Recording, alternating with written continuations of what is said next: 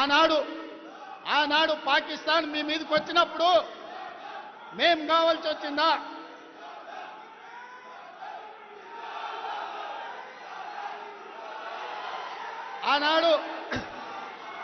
ఆనాడు పాకిస్తాన్ ఉగ్రవాదులు ఈ దేశంలో అమాయకులను చంపినప్పుడు అఖిల పక్షం కావాల్సి వచ్చింది.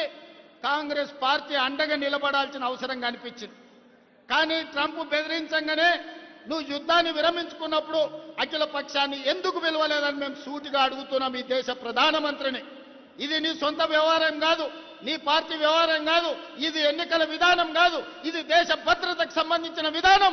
దేశ భద్రత విషయంలో యుద్ధం చేయాల్సిన సమయంలో యుద్ధం విరమించడం ద్వారా 140 కోట్ల భారతీయుల యొక్క ఆత్మ గౌరవాన్ని ట్రంప్ దగ్గర తాకట్టు పెట్టొచ్చి ఇవాళ గొప్పల కోసం ఉపన్యాసాలు బీజేపీ వాళ్ళు ఇస్తున్నారు తప్ప ఈ దేశ భద్రత పట్ల వాళ్ళకు పట్టింపు లేదు. పదే పదే చెప్పేది పాక్ ఆక్యుపైడ్ కాశ్మీర్ను మేము సాధిస్తామని. ఇవాళ నేను అడుగుతున్న బీజేపీ వాళ్ళని, పీఓకేను గుంజుకోవద్దని ఎవరు చెప్పారు? మేమందరం దేశంలో ఉన్న అన్ని రాజకీయ పార్టీలు 140 కోట్ల మంది మీకు అండగా నిలబడి పాక్ ఆక్యుపైడ్ కాశ్మీర్ను గుంజుకో, పాకిస్తాన్ ఓడించమని చెప్పినాం. బెలూచిస్తాన్ విడగొట్టి ఇంకో దేశంగా ఏర్పాటు చేయమని చెప్పినాం.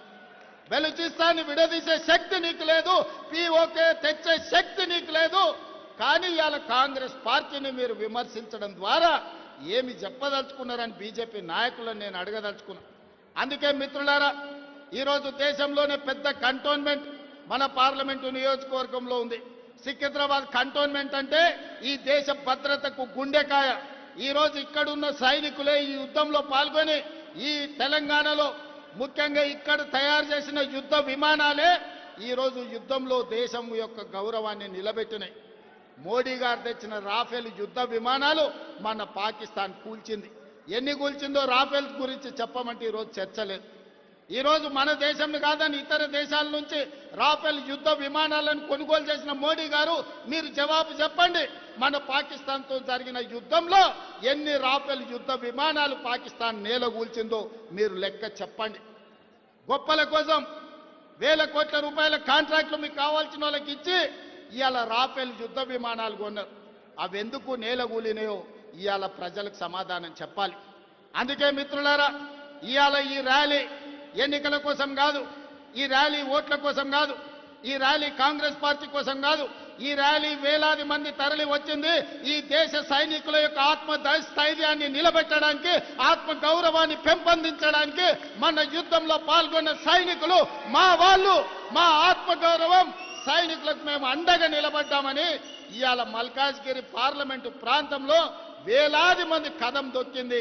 సైనికులకు అండగా నిలబడడానికి యుద్ధాన్ని విరమించడం ద్వారా సైనికుల ఆత్మ గౌరవాన్ని, ఆత్మస్థైర్యాన్ని బీజేపీ దెబ్బతీస్తే ఆ సైనికులకు అండగా నిలబడడానికి ఇవాళ వేలాదిగా మనము ఈరోజు బయటకు వచ్చి సైనికులకు అండగా నిలబడ్డాం. అందుకే ఇవాళ ఈ వేదిక మీద నుంచి ఎన్నికలు కాదు, దేశ భద్రత వచ్చినప్పుడు కాంగ్రెస్ పార్టీ దేశ భద్రతకు నిలబడుతుంది. ఆడొకడు ఈడొకడు తలమాసినోడు కాంగ్రెస్ ఏం చేసింది అని అంటాడు. కాంగ్రెస్ ఏం చేసింది? ఈ దేశానికి స్వతంత్రం తెచ్చింది. కాంగ్రెస్ ఏం చేసింది? మహాత్మా గాంధీ గారు ఈ దేశం కోసం నేల కొరిగిండు. కాంగ్రెస్ ఏం చేసింది? ఈ దేశం కోసం ఇందిరాగాంధీ ప్రాణ త్యాగం చేసింది, ఈ తీవ్రవాదుల చేతుల్లో ప్రాణాలు అర్పించింది. కాంగ్రెస్ ఏం చేసింది? రాజీవ్ గాంధీ దేశాన్ని రక్షించడంలో ఈ దేశం కోసం సర్వం త్యాగం చేశారు. మోతీలాల్ జవహర్లాల్ నెహ్రూ స్వతంత్రం కోసం పోరాటం చేయడమే కాదు, నెహ్రూ 10 సంవత్సరాలు బ్రిటిష్ వాళ్ళు జైల్లో పెట్టినరు. వేల కోట్ల రూపాయల ఆస్తులు ఆనాడు దేశం కోసం సర్వం అంకితం చేశారు.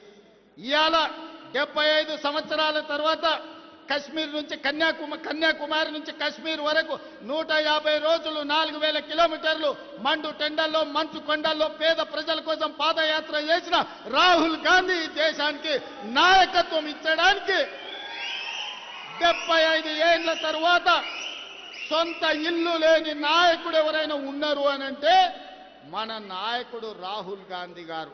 ఇది కాంగ్రెస్ ఈ దేశం కోసం చేసిన త్యాగం అని చెప్పి నేను ఈరోజు చెప్పదలుచుకున్నా. అందుకే మిత్రులారా, ఇక మోడీ కాలం చెల్లిన రూపాయి, మోడీ రద్దయిపోయిన 1000 రూపాయల నోటు లాంటోడు ఈ రోజు రాహుల్ గాంధీ గారి నాయకత్వం ఈ దేశానికి అవసరం ఉన్నది. రాహుల్ గాంధీ లాంటి నాయకుడు ఈ దేశానికి ప్రధానమంత్రి ఉండుంటే ఇందిరాగాంధీని ఆదర్శంగా తీసుకొని అపరకాలి ఆదర్శ మార్గంలో నడిచి పాకిస్తాన్ రెండు ముక్కలు చేసి పాకిస్తాన్ ఆక్యుపైడ్ కాశ్మీర్ ని హిందుస్థాన్ లో చేర్పించుండేవాడు రాహుల్ గాంధీ లాంటి వాడు ఈ దేశానికి ప్రధానమంత్రి కావాలి. ఇక్కడున్న మనం అందరం ఈ వేదిక మీద నుంచి ప్రతిజ్ఞ చేయాలి. ఎప్పుడు ఎన్నికలు జరిగినా ఈ దేశానికి ప్రధానమంత్రిగా రాహుల్ గాంధీ గారిని గెలిపించాలి. అప్పుడే ఈ దేశం యొక్క రక్షణ కాపాడుతుంది, ఈ దేశానికి మేలు జరుగుతుంది. అందుకే మిత్రులారా, ఈడున్న వాళ్ళందరికీ నా విజ్ఞప్తి ఒక్కటే, ప్రధానమంత్రి మోడీ వల్ల దేశ గౌరవం నిలబడదు, ఈ దేశాన్ని యుద్ధంలో గెలిపించడు. ఇందిరాగాంధీ గారి మనవడైన రాహుల్ గాంధీ ఈ దేశానికి ప్రధానమంత్రి కావాలి.